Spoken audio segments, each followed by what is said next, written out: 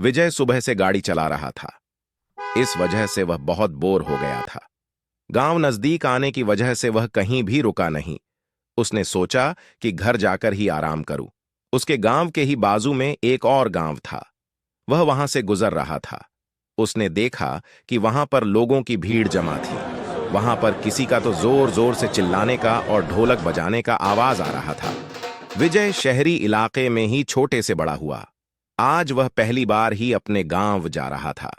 उसकी गांव में जमीन थी। उसके पिता जिंदा थे। तब तक उन्होंने विजय को वह जमीन बेचने नहीं दी, पर उनके बाद विजय ने वह जमीन होटल प्रोजेक्ट के लिए बेचने का निर्णय लिया। उसी काम से वह गांव जा रहा था। वह जिस गांव से जा रहा था, उस गांव में से उसे ढोल बजने की आवाज आ रही थी। उस उत्सव की मशाल से रात भी प्रकाशित हो गई थी। वह यह सब पहली बार देख रहा था। जब विजय उसके गांव में पहुंचा, तब उसने देखा कि उसका गांव भी बाकी गांव जैसा सजा हुआ था, पर वहां कोई भी उत्सव चालू नहीं था। उसने घर की देखभाल करने वाले भोला अंकल को पूछा कि इतनी सजावट किसके लिए है। तभी अंकल ने बताया कि कल गांव में भूत कोला होने वाला है, उसी की ही तैयारी है। अंकल उसे कुछ बताने वाले थे, पर विजय उनका कुछ भी सुनने के मूड में नहीं था। वह बहुत थक गया था, इसलिए वह सो गया। जब सुबह हो गई, तब होटल प्रोजेक्ट के आदमी उसे मिलने के लिए उसके घर आए। विजय ने उनको उसकी जमीन दिखाई। डील फाइनल हो गई। शाम को वह अपनी प्रॉपर्टी पेपर पर साइन करने वाला था। तभी उसे ढोल ताशे और चिल्लाने की आवाज आने लगी। उसने खिड़की के बाहर देखा और वह सब नजदीक से देखना चाहता था, इसलिए वह पेपर घर पर ही छोड़कर सब देखने के लिए वहां पर गया। उसने देखा कि गांव के सब लोग उस जगह पर इकट्ठा हुए थे। जोर जोर से ढोल ताशे बज रहे थे। विजय भीड़ के पास गया और वह सब देखने लगा। उसने देखा कि एक इंसान रंग बिरंगी कपड़ों में हाथ में मशाल लेकर और अलग तरीके से नाच रहा था। गांव में के सब लोग उसके आगे हाथ जोड़कर खड़े थे और कुछ तो उस इंसान को पूछ रहे थे। विजय उसका चेहरा देख नहीं पा रहा था, क्योंकि उसकी पीठ विजय की दिशा में थी।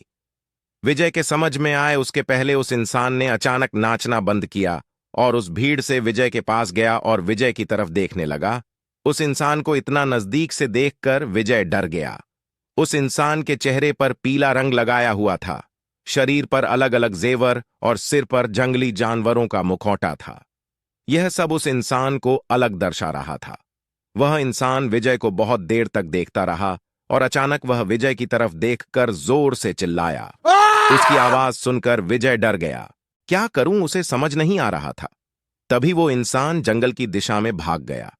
उसके जाने के बाद गांव वाले विजय की तरफ आए।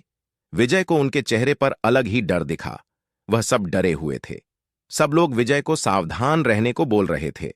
उसके साथ कुछ तो महाभयंकर होने वाला था। पर विजय को यह सब गांव वालों की व्यर्थ बातें और अंधश्रद्धा लग रही थीं। वह वहां से सीधे उसके घर गया। उसके पीछे पीछे उसके अंकल आए। वह बहुत डर गए थे। वह विजय को बोले, जो अभी तुम्हारे पर चिल्लाए वह पंजूरी भगवान थे, जो गांव के लोगों की और उनकी जमीन की रक्षा करते हैं और सभी विपत्तियों से लोगों की रक्षा करते हैं। वह हर साल भूत कोला में आकर गांव वालों की अड़चन को दूर करते हैं और उनके आने के आनंद से हम यह उत्सव मनाते हैं।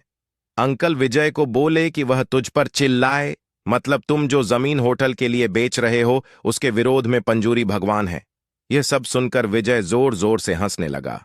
अंकल विजय को समझा रहे थे कि तुम अगर पंजूरी भगवान के विरोध में जाकर यह जमीन बेची तो तुम्हारे जिंदगी को धोखा हो सकता है।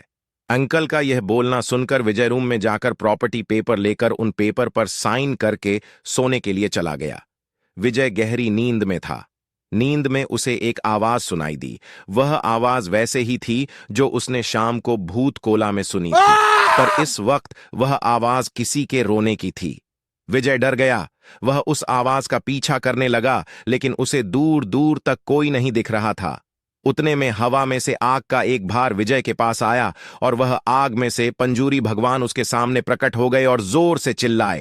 यह सब देखकर विजय पसीने से लोटपोट हो गया। वह भागकर उसके गाड़ी में बैठा और वह गांव छोड़कर जाने लगा। वह जंगल के रास्ते से जा रहा था। तभी अचानक उसकी गाड़ी के आगे उसे कुछ दिखा। वह देखकर वह पूरी तरह सुन्न हो गया। उसकी गाड़ी के आगे सोने के दांतेदार और सोने का हार पहने वाला एक जंगली सूअर उसके गाड़ी के आगे खड़ा था। विजय ने अपनी गाड़ी रिवर्स की, तब उसकी गाड़ी पास के पेड़ से टकराकर विजय का एक्सीडेंट हो गया।